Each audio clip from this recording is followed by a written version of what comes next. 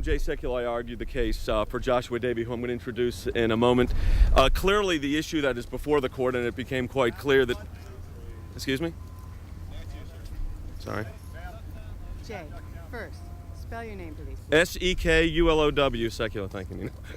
Jay Sekulow, I'm the counsel of record for Joshua Davey. I think the issue that's clearly before the court, and the questions clearly were going this way, is the scope and nature of this program. And what our position has been since the outset of this litigation is you cannot have targeted for exclusion a religious classification, and that's precisely what the issue is before the court, and that's clearly what they're going to have to deal with. Questions?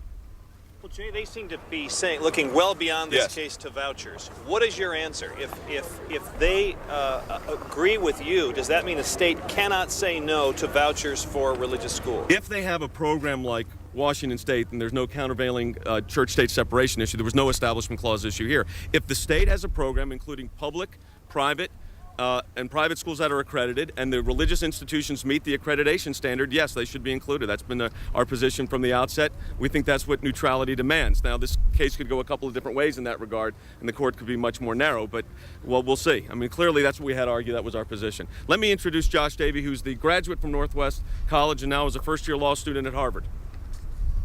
Thank you. This is a case about discrimination, about fairness and equal justice under the law. Glad to be here today, looking forward to the outcome, and pleased with the way the arguments went. Questions? Could you explain why this is a case of religious discrimination? Well, let me do that. I'll do that. No. Well, I don't want.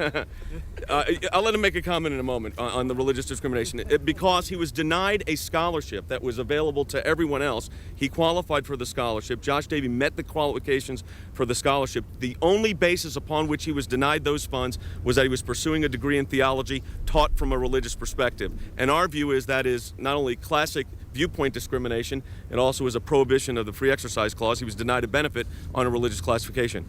Now I'll be happy to let him. Mr. Davey, first of all, tell us what happened to you, how you found out that you weren't going to get the scholarship. I was notified by the financial aid director at Northwest College. She informed me that the state had informed her she could not release any funds to students majoring in theology. Did you have any of your teachers tell you privately that they did not understand this at the time? Did you talk to some of your professors privately about this? What was the reaction generally? The reaction generally was quite favorable. Everyone supported me. Now, there is this question of whether or not you could have done the same thing and simply declared your major later. Why didn't you? It never occurred to me at the time not to declare a major. I'd gone to college for the purpose of studying to enter the ministry.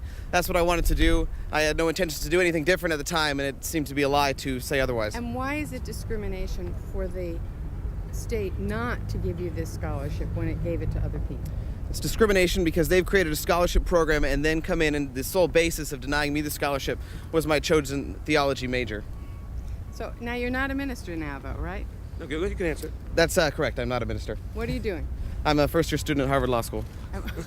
And what was what do you account this biblical transformation? Well, there were a lot of factors that played into it. Certainly my involvement in this lawsuit was a huge one. But I really believe that the very same kinds of reasons that I wanted to enter the ministry in the first place, namely making a positive contribution to society, making a difference in the lives of individuals, that those are the very same kinds of things that I'm going to be able to do as a Christian attorney, and it's very much a ministry as well. Okay. Very good. Thank you. Jay? Yes, sir. If you're right about this and you win and they extend it to the voucher thing, then what is left under the Establishment Clause? What's left of the wall between church and state? Well, I mean, it's still the direct aid cases, which Justice O'Connor talked about. Clearly, you know, the voucher program that we're talking about is one where the check is actually given to the student, in a voucher case would be to the parents. So, I mean, all the direct aid cases would still be in place. To affirm the Ninth Circuit decision, of course, the court doesn't have to go that far. I mean, there's a lot of steps in between. But they asked me a direct question, I gave them a direct answer. If you have a broad-based program and the religious affiliated school qualifies, to exclude it would, in our view, violate the free exercise clause, and I wasn't going to dance around it. We just dealt with it exactly how it was. Yes. Was it your sense that the justices were more or less reluctant to side with you because of this idea that it would have such an impact? No, I think the justices have read the briefs. They knew what this case was about. This wasn't they didn't come into the court today without, in the sense, no, they knew the questions they wanted to ask. They had read the material.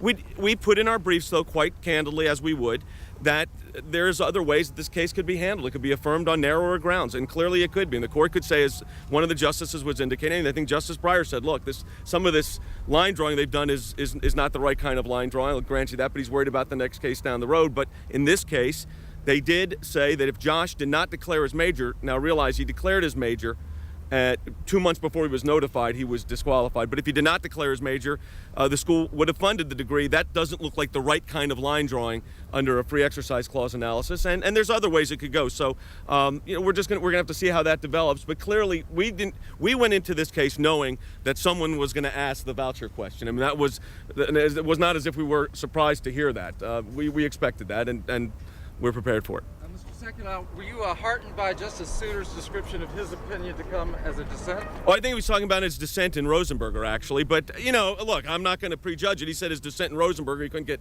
4 other justices to agree with him. That would have been a majority.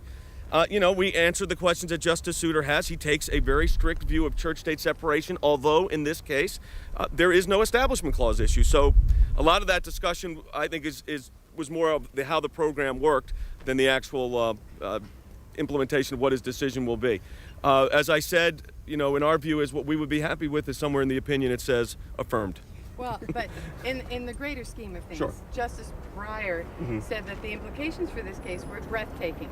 I suspect that's why in my view, I suspect that's why they took the case. I mean, most cases that this court takes in the religion clauses have huge implications and huge ramifications. I think in looking at the nature of this particular case, the ramifications are very significant. We don't run from that. I suspect that's one of the reasons why the court agreed to take the case. So we're going to have to see. I mean, they're going to have to. The justices will now wrestle with how they formulate their votes and their opinions, and that's we've done what we could do to present our case and answer the questions as directly as we could. Okay. Great. Thank you. Thanks. Thanks, Jay. Thank you, Mr. Davey.